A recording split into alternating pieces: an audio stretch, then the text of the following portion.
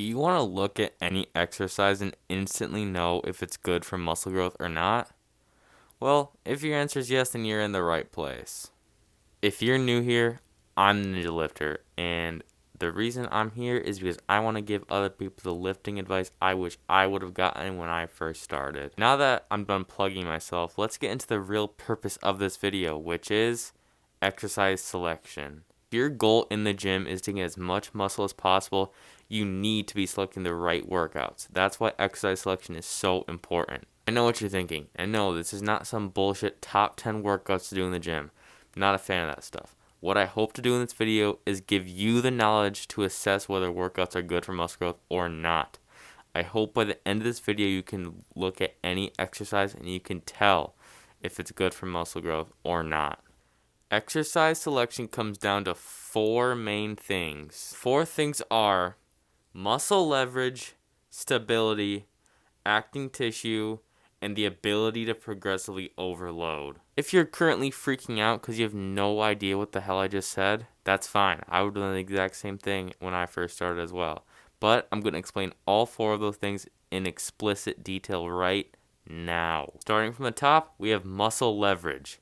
And I'm going to be honest, this is probably the most difficult one to understand, but bear with me. To get all sciencey on you real quick, muscle leverage is basically looking at a workout and seeing if the muscle you are trying to train has the best leverage in the workout's range of motion.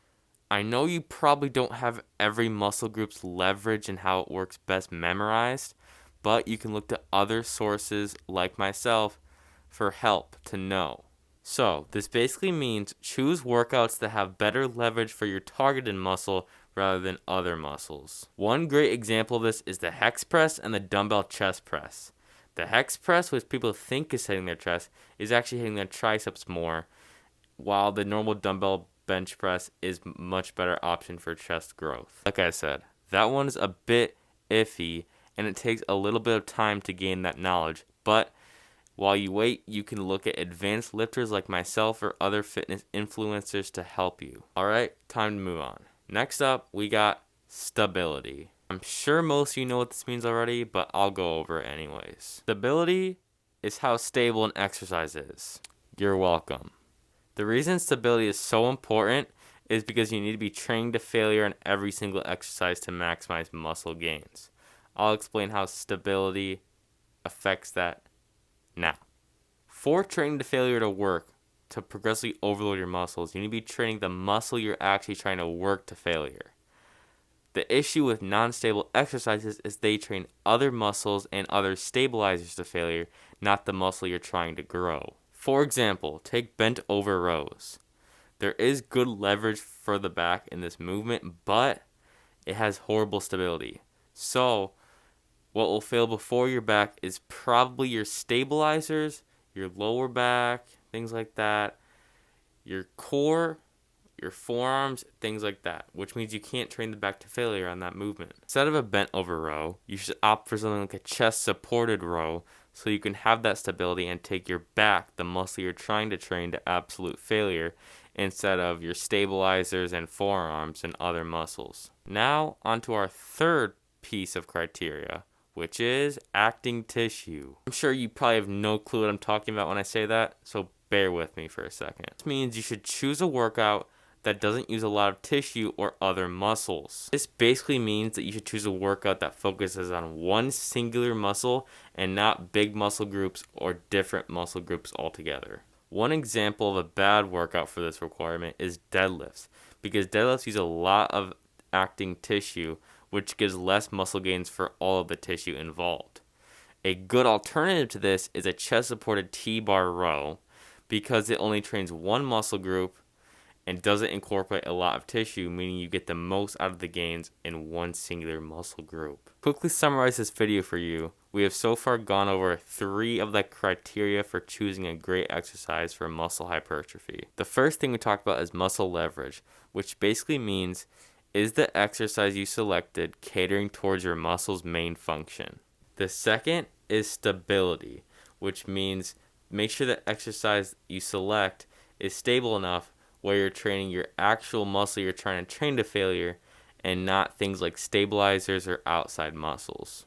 And finally, acting tissue, which means you should opt for a workout that targets one specific muscle or muscle group over one that targets many different ones, so that the one that you are training gets the most muscular gains. Now, onto our fourth and final piece of criteria, which is the ability to progressively overload. This is one of the most important pieces of criteria, because in the moment it's something you can easily ignore, but as time goes on, it's something that will really bite you in the ass. Criteria basically means that can the workout keep being loaded with heavier weight as you get stronger? One of the most important pieces of muscle growth is progressive overload, which we will be going over in another video pretty soon. Because of that, you need to make sure that the workouts you select can be progressively overloaded over time. In simpler terms, make sure the workouts you choose do not have a ceiling for the weight that can be put on. One example of a workout not having the ability to progress is goblet squats. And that's because eventually you'll get to a point where you can't hold the same amount of weight that your legs can squat, so you won't be able to progressively overload and you won't be able to gain muscle. You may be thinking, well, I can just switch workouts, can't I? Well, yeah, you probably can, but that's not optimal for muscle growth either, because you need to be keeping the same program to, once again, progressively overload. So you want to keep the same program for as long as possible. There you have it. Those are the 4 pieces of criteria you absolutely need when selecting exercises for muscle growth. I hope this video is giving you the knowledge you need to look at any workout and know if it's good for muscle hypertrophy or not, so you can make your own programs. And since I'm a super nice guy, I'm going to be giving 5 workouts that 100% follow this criteria to give you examples. The 5 are T-bar rows, machine shoulder press, hammer strength chest press, hack squat, and a chest supported lat row. If you understand how those 5 example workouts fit into all 4 criteria, then you have all the tools necessary to build your own program in the gym. So, that's the end of the video. I hope you gained some amazing knowledge you can use in the gym from now on. And if you think I'm super awesome, which you hopefully should, because I spent a lot of time on this video, then consider hitting like and subscribe. Peace.